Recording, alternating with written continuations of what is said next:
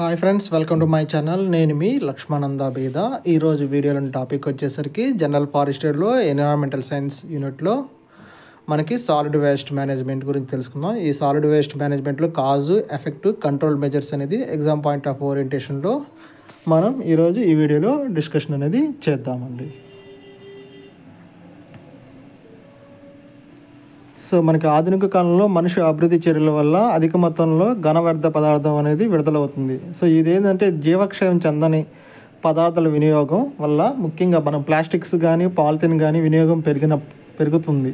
So దాని నుంచి వచ్చే ఘన వ్యర్థ పదార్థాలు కూడా విడుదల కూడా పెరుగుతుంది. సో మానవ జనిత అంటే సాలిడ్ వేస్ట్ మేనేజ్మెంట్లో హ్యూమన్స్ నుంచి కూడా మనకి సీవేజ్ డిస్పోజల్ అనేది వస్తూ ఉంటుంది. అదేవిధంగా ఎలక్ట్రానిక్ పరికరాల వ్యర్థం, దాన్నే ఈ వేస్ట్ అది అంటాము. సో వీటి వ్యర్థాలు అనేది పెరుగుతున్నాయి అన్నమాట. సో ప్రపంచ బ్యాంకు ప్రకారం ప్రతి ఏటా భారత్ అనేది 277.1 మిలియన్ టన్నుల ఘన వ్యర్థాన్ని విడుదల చేస్తున్నది ఒక స్ట్రాటజిక్ రిపోర్ట్ అండి. ఇదే విధంగా కంటిన్యూ అయితే 2030 నాటికి ఇది 387.8 టన్నులకు, 2050 నాటికి 543.3 టన్నులకు పెరుగుతుందని చెప్పి ఒక రిపోర్ట్ అనేది తెలియజేస్తుంది. సో దీంట్లో ముఖ్యంగా కారణం వచ్చేసరికి ప్యాకింగ్ పదార్థాల ఉత్పాదన మరింత దీనికి కారణమవుతుంది. సరైన రీతిలో మనం నియంత్రించకపోవడం వల్ల కూడా ఘన వ్యర్థ పదార్థాల సమస్యలు పెరుగుతున్నాయి. సో వీటితో పాటు దేశంలో సమగ్రమైన ఘన వ్యర్థ సేకరణ అనేది లేదు. రీసైక్లింగ్ కూడా మనకి సరైన రీతిలో క్రమబద్ధీకరించడం వల్ల తీవ్రతంగా అవుతుంది. సో ప్రజల్లో అవగాహన పెంచడము, ఉత్పత్తి ప్రాంతం వద్దే వ్యర్థాన్ని సెగ్రిగేట్ చేయడము, అదేవిధంగా రీసైక్లింగ్ వంటి వాటిని సమర్థంగా నిర్వహించినట్లయితే సాలిడ్ వేస్ట్ వల్ల మానవుకి వచ్చే సమస్యని పరిష్కరించవచ్చు. సో ఘన వ్యర్థ పదార్థ రకాలు వచ్చేసరికి మానవుని చర్యల ద్వారా పర్యావరణంలోకి విడుదలయ్యే ఘన లేదా పాక్షిక ఘన వ్యర్థాన్నే సాలిడ్ వేస్ట్ అంటారు. అంటే హ్యూమన్ యాక్షన్స్ వల్ల ఎన్విరాన్మెంట్లోకి రిలీజ్ అయ్యే సాలిడ్ కానీ లేదా పార్షియల్లీ సాలిడ్ సబ్స్టెన్స్ మనం ఏమంటామంటే సాలిడ్ వేస్ట్ అంటాం. సో ఈ సాలిడ్ వేస్ట్ వల్ల మానవులు చాలా ఇబ్బందులకి గురవుతున్నారు. అదేవిధంగా పర్యావరణానికి హానికరం కూడా అవుతుందండి. సో అవి ఏంటనేది ఈ వీడియోలో మనం తెలుసుకుందాము. సో వాటి వల్ల ఎలాంటి ప్రభావానికి పర్యావరణం మనుషులు గురవుతున్నారు, సో వాటి యొక్క ఎఫెక్ట్ అనేది ఎలా ఉంటుంది, వాటిని కంట్రోల్ చేయడానికి మనం తీసుకోవాల్సిన చర్యలు ఏంటనేది ఈ వీడియోలో తెలుసుకుందాం. సో అభివృద్ధి చెందుతున్న కొద్దీ మానవ ఉత్పాదన అనేది మరింత పెరుగుతుంది. ఇది వివిధ రకాలుగా ఉంటుందండి. సో మానవ జనిత మురుగు అనేది ముఖ్య వ్యర్థ పదార్థం మనకి ఘనంలో. అదేవిధంగా మానవ మలంతో పాటు మానవుని ఆహార వ్యర్థాలు కూడా అధిక మొత్తంలో విడుదలవుతుంది. సో ఈ రకమైన వ్యర్థం అనేది జీవక్షయం చెందనప్పటికీ కూడా పట్టణ ప్రాంతాల్లో నిర్వహణకి మించిన స్థాయిలో ఈ వ్యర్థాలు అనేది ఉత్పత్తి అవుతున్నాయి. సో అంటే పట్టణీకరణ జరిగిన ప్రాంతాల్లో ఏం జరుగుతుందంటే మానవుల చర్యల వల్ల దాని నిర్వహణ చేయలేనంత విధంగా, అంటే అంతకు మించి ఎక్కువ మనకి ఘన వ్యర్థ పదార్థాలు అనేది రిలీజ్ చేస్తున్నారు. సో మురుగు తర్వాత చెత్త అనేది ముఖ్యమైన ఘన వ్యర్థం. ఇది మనకి 2 రకాలుగా ఉంటుంది, దహనశీలం కాలనేది. సో దహనశీలమైనవి అంటే పేపరు, కలప వ్యర్థము, ప్లాస్టిక్ అనేది మనకి దహనశీల రకానికి చెందుతాయి. అదేవిధంగా మనకి దహనశీలం కానివంటి ఏమున్నాయంటే సెరామిక్స్, గాజు వంటి పరికరాలు అనేది ఈ కోవకి చెందుతాయి. అదేవిధంగా భవనాలు కూలినప్పుడు వరద, భూకంపం, సునామీ, తుఫాను వంటి సంబంధించినప్పుడు కూడా మిగిలిన ఇటుక, కూలిన చెట్లు, మిగిలిన పూడిక మొదలైన వాటిని కూడా భారీ వ్యర్థం అని అంటారు. అంటే లార్డ్ వేస్ట్ అని అంటారండి. ఇలాంటి తొలగించడానికి చాలా కాలం పడుతుంది. అధికారులు సరైన రీతిలో స్పందించకపోతే సమస్య అనేది మరింత జటిలం అవుతుంది. అదేవిధంగా వ్యవసాయ రంగంలో విచ్చలవిడిగా వినియోగిస్తున్న రసాయన ఎరువుల వల్ల, రసాయన క్రిమిసంహారక అవశేషాల వల్ల అధిక మొత్తంలో నేలలో పేర్కొని పోయి సో వేస్టేజ్ని ఏమంటామంటే అగ్రికల్చర్ వేస్టేజ్ అంటాము. నెక్స్ట్ ఇంకో ఫ్యాక్టర్ వచ్చేసరికి మనకి గనుల తవ్వకాల్లో ఖనిజంలో మలినాలను తొలగించడం, మిగిలే వాటిని ఏమంటామంటే మిగిలే స్లాగ్ను కూడా భారీ వ్యర్థం. దీనివల్ల కూడా గనులు చుట్టుపక్కల ప్రాంతాలు బాగా ప్రభావితం అవుతాయి. అదేవిధంగా ఇండస్ట్రీస్ నుంచి విడుదలయ్యే అనేక రకాల వ్యర్థాల్లో హానికర కార్బన్ రసాయనాలు ఎక్కువగా ఉంటాయి. ఇవి నీటిని, నేలని కలుషితం చేస్తాయి. అదేవిధంగా ఆర్సెనిక్, పాదరసం, సీసం, నికెల్, కాడ్మియం వంటి భారాలు అధిక మొత్తంలో ఇప్పటికే మనకి వాటర్ని, సాయిల్ని పొల్యూషన్ చేస్తున్నాయి. నెక్స్ట్ ఫేజ్లో వచ్చేసరికి మనకి ఈ వేస్టేజ్ అంటే ఎలక్ట్రానిక్ పరికరాల వినియోగం వల్ల ఆధునిక కాలంలో అధిక మొత్తంలో విడుదలవుతున్న ఘన వ్యర్థం అంటే ఈ వ్యర్థం. సో ఈ వేస్ట్ అంటే ఏమంటారంటే సో మనకి పనికిరాని కంప్యూటర్ భాగాలు, బ్యాటరీలు, మదర్ బోర్డులు, కీబోర్డ్ అనేది ఈ వ్యర్థాల కిందకి వస్తాయి. CPCB centre for pollution control board ప్రకారం 2021-22లో 16.01 లక్షల టన్నులు అనేది ఈ వ్యర్థం అనేది ఉత్పత్తి అయింది. అయితే దీనిలో దాదాపు 70% వరకు ఏమాత్రం సేకరణ అనేది గురి కాలేదు. ఆ తర్వాత వచ్చేసరికి ఆసుపత్రుల నుంచి వచ్చే ఘన వ్యర్థాలు అధిక మొత్తంలో విడుదలవుతాయి. సో ఇందులో ఉదాహరణకి ఉపయోగించిన డిస్పోజబుల్ సిరింజులు, సూదులు, బ్యాండేజీలు, రోగుల మల మూత్ర రక్త నమూనాలు, తొలగించిన క్యాన్సర్ కణుతులు, గర్భస్రావాలను కలిపి మనకి బయోమెడికల్ వేస్ట్ అని అంటారు. అదేవిధంగా అణు ప్రమాదాలు, అణుబాంబుల విస్ఫోటనాలు జరిగినప్పుడు అణు వ్యర్థ ఉత్పాదన నుంచి వచ్చే వ్యర్థాన్నే రేడియోధార్మికత వ్యర్థం అంటారు. ఈ వేస్ట్, బయోమెడికల్ వేస్ట్, రేడియోధార్మిక వ్యర్థాలను ప్రమాదకర వ్యర్థం అని అంటారు. సో ప్రపంచంలో ఈ వేస్ట్ ఉత్పాదనలో భారత స్థానం ఎంత అంటే 3వ స్థానం అండి. అదేవిధంగా ఈ వేస్ట్ ఉత్పాదనలో మొదటి స్థానంలో ఉన్న రాష్ట్రం ఏంటంటే మహారాష్ట్ర. అదే మొదటి నగరం ఏంది అంటే ముంబై అండి.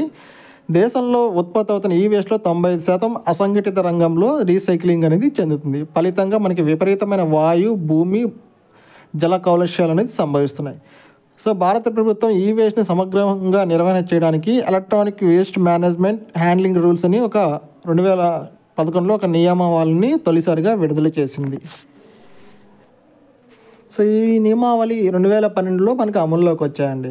సో వీటిని సవరిస్తూ భారత ప్రభుత్వం 2016లో కొత్త ఈ వేస్ట్ నిర్వహణ నియమాలను కూడా విడుదల చేసింది. 2022 నవంబర్ 2 నుంచి మళ్ళీ కొత్త నియమాలను విడుదల చేసింది. దేశంలో ఉత్పత్తి అవుతున్న ఈ వ్యర్థం ఆధారంగా సుమారు 1,00,000 టన్నుల వ్యర్థం అనేది రీసైక్లింగ్ కొరకు బయట దేశాల నుంచి దిగుమతి అనేది అవుతుంది. టెక్నాలజీ ఆధారిత ఈ వేస్ట్ నిర్వహణకు దేశంలో పనిచేస్తున్న ముఖ్యమైన సంస్థలు, ఇది exam point of view important అండి. సో ఆ సంస్థలు ఏంటంటే ఈ పరిసర, అటోరా అని 2 సంస్థలు పనిచేస్తున్నాయి. సో ఈ ఘన పదార్థాల వల్ల, వ్యర్థ పదార్థాల వల్ల ప్రభావం ఎలా ఉంటుంది అంటే effects of hard waste management ఏముందంటే మన మానవ వ్యర్థ పదార్థాల నియంత్రణ సరిగా లేని ప్రాంతంలో వాటి ప్రభావం వల్ల చాలా తీవ్రంగా ఉంటుంది. సో ఇందులో చిన్నారులు, శ్రామికులు, కర్షకులు హానికర ఘన వ్యర్థ పదార్థాల ప్రభావానికి ఎక్కువగా లోనవుతుంటారు. సో మన వ్యర్థ పదార్థాలు ఎక్కువైతే తాగునీటి సరఫరాలో హానికర రసాయనాలు కలుస్తాయి. దీంతో కలుషిత నీటిని తాగడం వల్ల అనేక రకమైన ఆరోగ్య సమస్యలు తలెత్తుతాయి. ఇప్పటికే దేశంలో భారలోహాల వల్ల నేల అనేది పొల్యూషన్ జరుగుతుందండి. అదేవిధంగా పాలీక్లోరినేటెడ్ బైఫినల్స్ వంటి హానికర రసాయనాలు తల్లి నుండి జరాయు ద్వారా గర్భంలోకి శిశువుకు కూడా అందుతుందండి. రసాయనాల వల్ల, రసాయన సంహారకాలు, ఎరువుల అవశేషాల వల్ల నేల అనేది మనకి ఉపయోగకర సూక్ష్మజీవులు నశిస్తున్నాయి. దీంతో నేల సహజ సారం దెబ్బతింటుంది. తద్వారా భూగర్భం, జల, అదేవిధంగా కాలుష్యం అనేది సంభవిస్తుంది.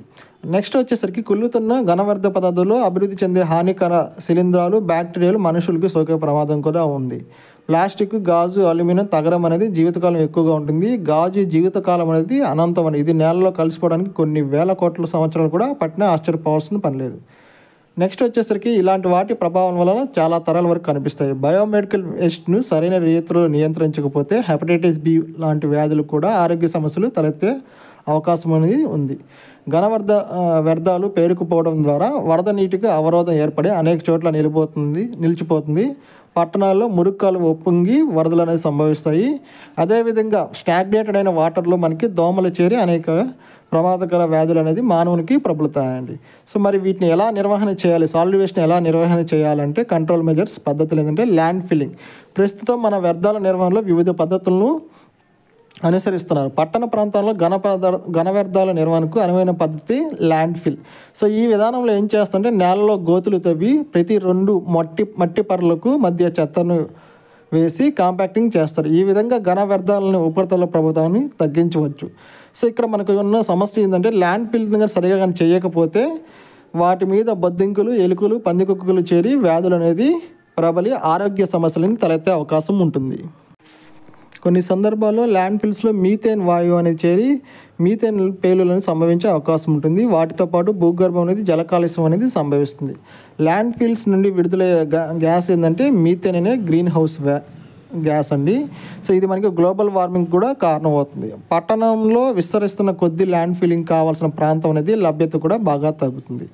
అదేవిధంగా రెండవ పద్ధతి వచ్చేసరికి కంపోస్టింగ్ అండి. గ్రామీణ ప్రాంతంలో ఘన వ్యర్థ పదార్థ నిర్వహణకు అనువైన విధానం కంపోస్టింగ్. సో ఇందులో ఏం చేస్తారంటే పశువుల పేడ, ఆహార వ్యర్థాన్ని పోగు చేసి వినియోగం చెందించడమే కంపోస్టింగ్. దీని ద్వారా పొలాల్లో వినియోగించే సేంద్రియ ఎరువు అనేది తయారవుతుంది. అయితే ఇది సేంద్రియ ఎరువు అనేది వ్యవసాయానికి మేలు చేకూరుస్తుంది. అదేవిధంగా గాలిలోకి మీథేన్ అనేది అధికంగా విడుదల చేయడం వల్ల ఎయిర్ పొల్యూషన్ అనేది అవుతుంది.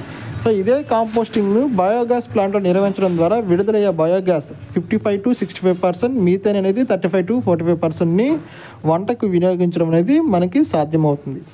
సో మనకి కొన్ని పద్ధతుల వల్ల కొంత మేలు చేకూరినా కొంత అనేది మనకి ఏదో కొంత నష్టం అనేది మానవునికి ఈ పద్ధతిలో జరుగుతుందండి.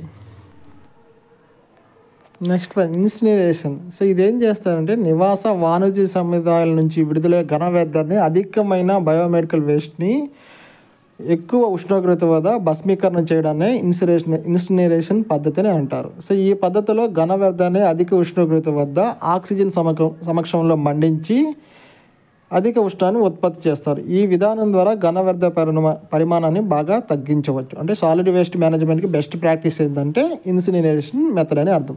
సో అయితే ఇక్కడ విపరీత గాలి కాలుష్యం సంభవించడంతో పాటు మిగిలిన వ్యర్థంలో అధిక గాఢత కలిగిన హానికర వ్యర్థాలు ఉండడం వల్ల దీని మీద కొంచెం నష్టాలు ఉంటాయి. కాకపోతే దీన్ని సక్రమంగా నిర్వహించాలి. అదేవిధంగా ఈ ప్రాసెస్ అనేది మనకి అధిక ఖర్చుతో కూడుకున్నది.